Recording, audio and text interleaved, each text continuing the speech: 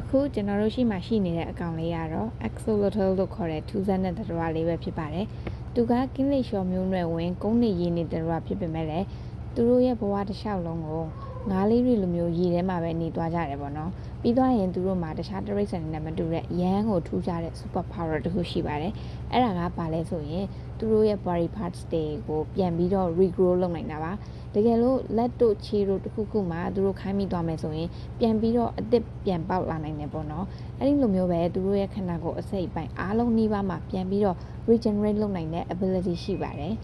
ဥပမာပြောရမယ်ဆိုရင်အရန်ကိုအထီးခိုက်မခံတဲ့အုံနောက်လိုအစိတ်အပိုင်းမျိုးမှာဒါမှပဲပြန်ပြီးတော့ကုစားနိုင်စွမ်းရှိတယ်ပေါ့နော်ဒါကြောင့်လည်းသိပ္ပံပညာရှင်တွေကအခုဆိုရင်ဒီ axolotl လေးတွေကိုအများကြီးလေ့လာနေကြပါတယ်သူတို့ရဲ့ regenerate လုပ်နိုင်တဲ့ ability ကို inspire ယူပြီးတော့မှလူတွေရဲ့ခြေတွေလက်တွေမှာဆိုရင်တော့အဲ့ဒီလို regeneration မျိုးကဖြစ်လာနိုင်မလားဆိုပြီးတော့သူတေသနာလုပ်နေကြတာပါနောက်ထပ်စိတ်ဝင်စားစရာတစ်ခုကတော့ဒီအကောင်လေးနဲ့ပတ်သက်လို့ဒဏ္ဍာရီပုံမြင်လေးတစ်ခုရှိရပါပဲပေါ့နော်ဒဏ္ဍာရီအရဆိုရင် Sherlock လို့ခေါ်တဲ့မီးနဲ့မိုးကြိုးနဲ့ဖះ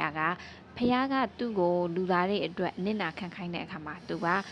အနစ်နာခံတာမျိုးကိုမလုပ်ချင်ခဲ့ဘူးသူကဒီပေးဆက်ဖို့အတွက်ကိုညှင်းဆန်ခဲ့တယ်ပေါ့နော်ဒီအတွက်ကြောင့်မလို့လဲသူ့ကိုယ်သူပုံစံအမျိုးမျိုးပြောင်းပြီးတော့မှပုံအောင်နေခဲ့တယ်ပထမသူလူသားအသွင်ပြောင်းတယ်အပင်ပုံစံပြောင်းတယ်အဲ့ဒီလိုနဲ့ပုံစံအမျိုးမျိုးပြောင်းလာရနေမှနောက်ဆုံးမှာသူကဒီတတဝါလေးအသွင်နဲ့ပြောင်းပြီးတော့ရေထဲမှာပုံအောင်နေခဲ့တယ်ဆိုတော့ဒဏ္ဍာရီလေးရှိခဲ့တာပါဒါကတော့မက္ကဆီကိုနိုင်ငံကလူမျိုးစုတစ်ခုရဲ့ဒဏ္ဍာရီပုံမြင်လေးတစ်ပုဒ်ပဲဖြစ်ပါတယ်ရှင်ဟုတ်ကဲ့ဒီဗီဒီယိုလေးကနေပြီးတော့ knowledge လေးတစ်ခုခုရသွားမယ်လို့မျှော်လင့်ပါတယ် bye bye